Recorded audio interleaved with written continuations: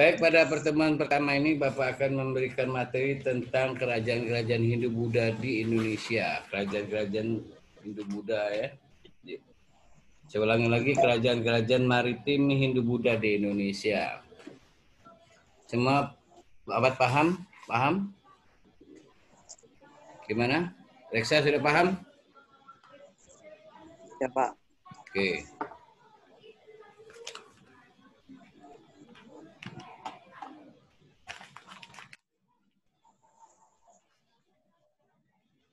Jadi kerajaan-kerajaan Hindu-Buddha di Indonesia ya membawa pengaruh nilai-nilai budaya ya bagi masyarakat Indonesia.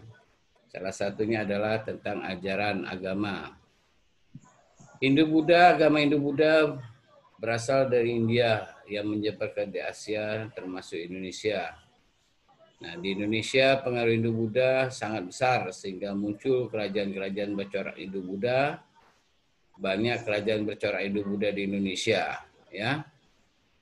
Jadi sebelum ada istilah nama kerajaan, ya, sistem kekuasaan di Indonesia itu bersifat kelompok, ya, atau dipimpin dengan istilah kepala suku, ya, bukan kepala suhu, tapi kepala suku. Nah, kepala suku ini yang memimpin kelompok yang ada di dalam masyarakat Indonesia pertama kalinya itu. Nah, ketika Indonesia berdatangan ya bangsa India yang melalui proses perdagangan ya sambil menyebarkan agama Hindu-Buddha di Indonesia ya. Nah, tidak semudah yang kita bayangkan, bukan sehari dua hari lalu terbentuk yang namanya kerajaan Hindu-Buddha itu, tapi prosesnya panjang ya. Akhirnya panjang, maka terbentuklah yang namanya kerajaan-kerajaan. Nah, anak sekalian, kerajaan Hindu-Buddha tertua di Indonesia itu bernama Kerajaan Kutai.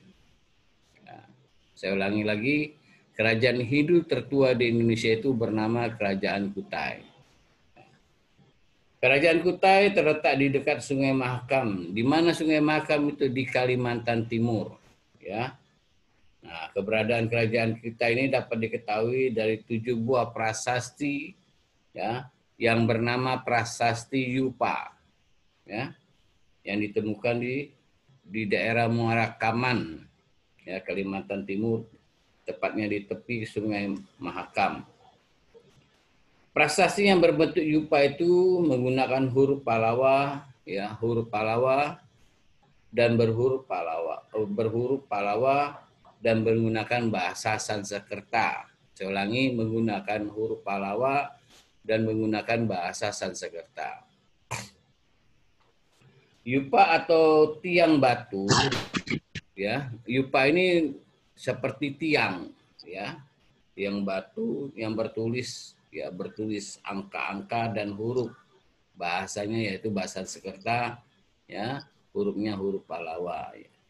Nah, kenapa disebut prasasti? Karena di situ meninggalkan jejak-jejak, ya, meninggalkan ya cerita-cerita sehingga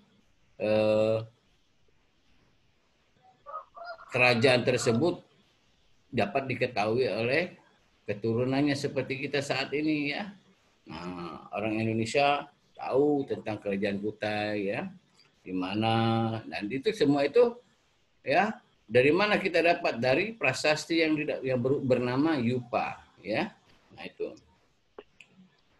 Kerajaan Kutai diperkirakan muncul pada abad sebelum Masehi ya. Sebelum Masehi atau sekitar tahun 400 Masehi. Nah, itu. Menurut prasasti tersebut, raja kerajaan Kutai yang terbesar yaitu masa kerajaan Mulawarman. Ia merupakan putra Aswawarman, sedangkan Aswawarman adalah putra daripada Kudungga. Ya, raja yang pertama kali yang dipegang bercorak Hindu-Buddha itu adalah Raja Aswawarman. Nah, sebelum Aswawarman dipegang oleh Kudungga, tapi bukan berbentuk kerajaan, tapi ya masyarakat ya suku-kesukuan yang pada waktu itu. Didilik dari nama sebutan tersebut, para ahli berpendapat bahwa nama Mula Warman itu berasal dari India, ya, dari India. Hal tersebut karena di India juga ditemukan nama-nama serupa, Aswawarman, Purnawarman, ya, dan sebagainya. Itu adalah nama-nama dari nilai budaya-budaya Hindu-Buddha di India. Itu ditinjau dari sistem pemerintahan. Nah, ditinjau dari sistem sosialnya, apa yang dilakukan, apa yang dapat dilihat dari kerajaan-kerajaan Hindu Kutai pada waktu itu, ya.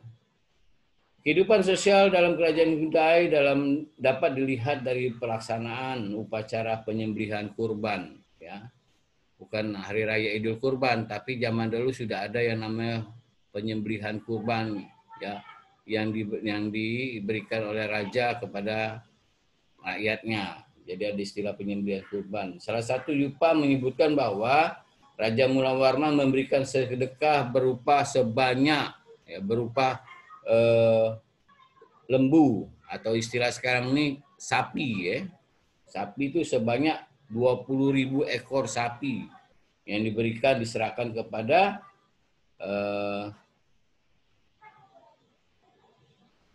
kaum Brahmana. Nah, kaum Brahmana ini apa lagi, Pak? Kaum Brahmana ini adalah merupakan bagian dari golongan yang ada, ya, kasta yang ada dalam kehidupan masyarakat Hindu pada waktu itu. Jadi kalau dahulu tuh masyarakat dibagi dalam beberapa golongan, ya. Nah, golongan kasta itu adalah status sosial masyarakat pada waktu itu seperti apa. Bukan berarti seperti sekarang, ya. Sama, yang membedakan sekarang ini antara wong miskin dengan wong kayo bae.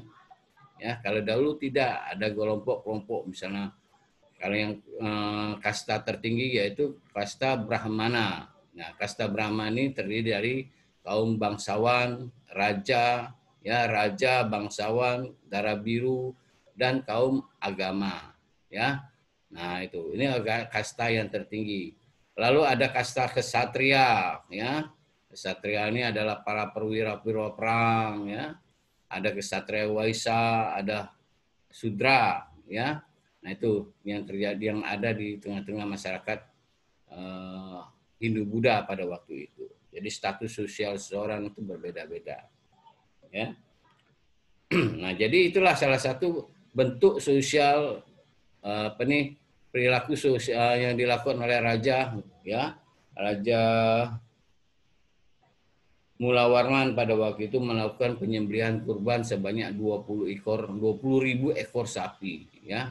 Nah, ini begitu banyaknya yang diberikan oleh seorang raja yang bernama Mula Warman kepada kaum Brahmana, menyerahkan sebanyak 20.000 ekor sapi, ya.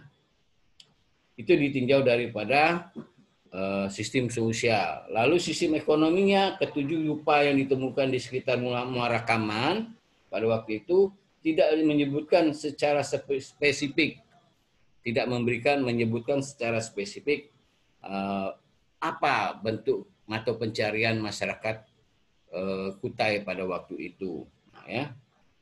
Ketujuh yupa ditemukan di sekitar Mulawan tidak menyebutkan secara spesifik kehidupan ekonomi kerajaan Kutai. Hanya salah satu yupa menyebutkan bahwa Raja Mula Warman telah mengadakan upacara korban emas dan menghadiahkan sebanyak 20.000 ekor lembu atau sapi yang biasa digunakan untuk upacara-upacara kerajaan. Tetapi dari situ kita dapat perkirakan bahwa kerajaan Kutai telah melakukan aktivitas perdagangan, ya, aktivitas perdagangan, ya.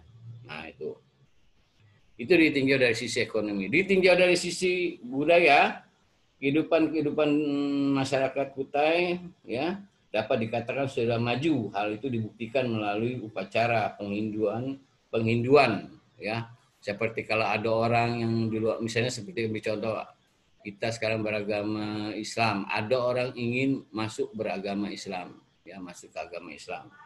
Mereka harus punya kewajiban untuk apa? Untuk melakukan atau mengucapkan 2 kalimat syahadat. Nah, tetapi bukan hanya sekedar mengucapkan 2 kalimat syahadat.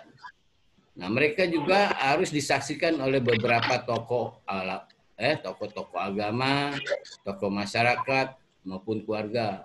Kalau yang bersangkutan itu memang benar-benar ingin masuk ke Islam. Nah, begitu juga pada waktu itu, ya, kehidupan masyarakatnya, orang-orang yang waktu itu mungkin belum beragama, mereka masuk agama Islam, masuk agama Hindu, ya, lalu dikasih sudat baju, lalu melalui hidup upacara penginduan yang disebut dengan pratyastoma, ya. Nah itu, mereka masuk ke biara, lalu mereka mengucapkan, ya, ada hal laku-laku yang secara teknis mungkin tidak disebutkan di sini. Menurut para ahli, pratyastoma dilakukan oleh para pendeta dari India, tetapi pada masa Mula Warman kemungkinan upacara penginduan tersebut dipimpin oleh kaum Brahmana dari Indonesia, ya, dari Indonesia. Sampai di sini ada pertanyaan? Novia Dewi Agustin, paham? Paham, Pak. Paham. Angelina Patona, baru bergabung ya? Aura gimana? Kok melamun aja sih? Aura Sapitri. Mendengar nggak? Jelas nggak suara Bapak? Jelas. Oke ya. Sampai di sini kalau memang sudah jelas untuk materi pertama tentang kerajaan-kerajaan Hindu-Buddha di Indonesia. Pertanyaan yang kedua yaitu saya akan menjelaskan tentang kerajaan Kutai. Tadi sudah disampaikan. Ada beberapa kerajaan-kerajaan Hindu-Buddha di Indonesia, bukan hanya kerajaan Kutai saja, tapi ada kerajaan Tarumanegara, ada kerajaan Mataram kuno, ada kerajaan Sriwijaya, ada kerajaan Mataram kuno di Jawa Timur, ya. Itulah kerajaan Hindu-Buddha di Indonesia pada waktu itu. Kita lanjutkan ke kerajaan Tarumanegara. Kerajaan Tarumanegara ini berada di Jawa Barat, tepatnya di Kota Bogor, ya. Nah, kerajaan Tarumanegara didirikan oleh Raja Guru Jayasinghawarman pada tahun 358 Masehi, ya, di tepi Sungai Gomatik, Pada tahun 397 Masehi, Punawwarman membangun ibu kota kerajaan baru yang bernama di Sundapura, ya. Nama daerahnya Sundapura. Raja Punawwarman merupakan raja ketiga yang memiliki kekuasaan besar, sangat berpengaruh dan memiliki beragam kebijakan. Kekuasaan raja dikembangkan dengan cap telapak kaki seperti yang terdapat pada prasasti Jambu, Chinteum, ya. Sebagai perbandingannya di India, cap telapak kaki itu melambangkan suatu kekuasaan, ya. Nah, istilahnya kalau dulu tuh, kalau sekarang ini stempel, ya, dicap. Kalau dulu tidak seperti itu, karena dulu tidak ada istilah stempel, ya, ditandakan dengan cap kaki yang dilakukan oleh seorang raja sebagai bentuk kekuasaannya, ya. Nah, itu. Kita tinjau dari sisi sosialnya. Sebagai kerajaan Hindu yang beraliran Wisnu, ya, kerajaan Tarumanegara juga menjalankan upacara sedekah, ya, dengan menyembelih sebanyak 1000 ekor lembu atau sapi yang diserahkan kepada kaum Brahmana, ya. Kaum Brahmana tadi apa? Ada yang tahu? Ada yang bisa menjawab? Kaum Brahmana tadi siapa? Aura Sapitri? Rizka Yuliandari? Kaum Brahmana itu apa?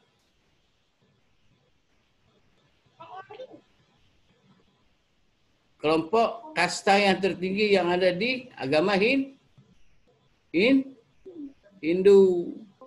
ya. Nah, itu, ya. Jadi jangan lupa. Jadi ada beberapa golongan kasta yang ada di masyarakat Hindu, yaitu, ya, Brahmana, ya, ada apa? Kasta apa lagi? Sudra, ya, Ksatria, Waisa. Nah, Jadi itu tolong nanti cari ya informasi tentang kelompok-kelompok kasta yang ada di agama Hindu ya. Nah, itu. Lalu sistem ekonomi, prasasti tubuh dapat diketahui mata pencarian penduduk ya.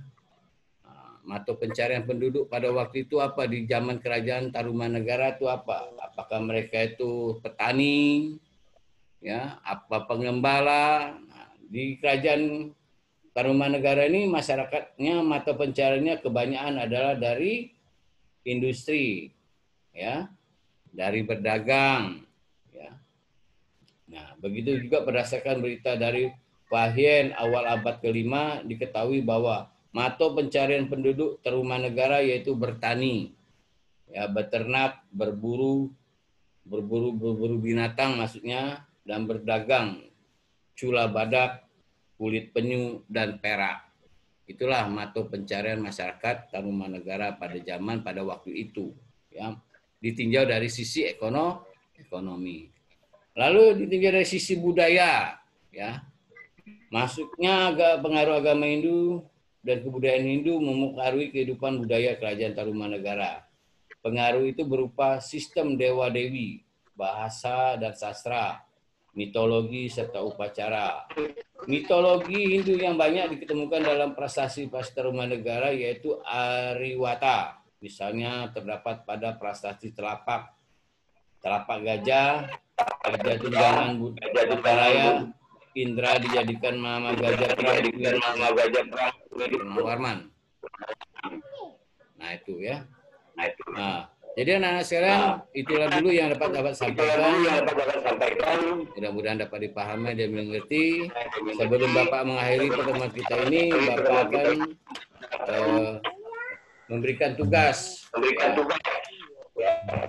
dapat kalian kerjakan di rumah, ya. Kalian menjawab pertanyaan-pertanyaan ya yang akan Bapak sampaikan. Pak, yang pertama, perlu kalian catat apa yang dimaksud dengan akulturasi kebudayaan. Apa yang dimaksud dengan akulturasi kebudayaan?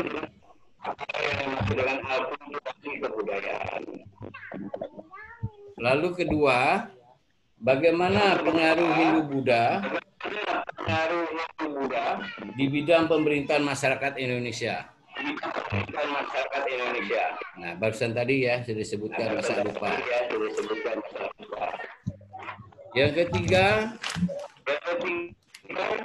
sebutkan benda-benda peninggalan kerajaan Hindu-Buddha yang masih memiliki bentuk corak kebudayaan asli Indonesia. Saya kira itu saja dulu ya, pertanyaan dari Bapak. Kalian selesaikan ya. Jangan tidak dikumpulkan kalau kalian ingin mendapat nilai ya. Kalau tidak ya resikonya tahu sendiri. Kalau kalian tidak menyelesaikan tugas ini, kalian tidak akan mendapat nilai. Nah, nanti kalian posting, kalian kirimkan ke WA group, lalu nanti setelah itu buktinya juga kalian bawa ke sekolah ya. Kalian kumpulkan. Terima kasih ya. Kita akhiri pertemuan kita. Mudah-mudahan pertemuan kita hari ini dapat bermanfaat, dapat kalian paham, dapat mengerti. Saya Ari, wabillahi taufiq hidayah. Wassalamualaikum warahmatullahi wabarakatuh. Assalamualaikum warahmatullahi wabarakatuh.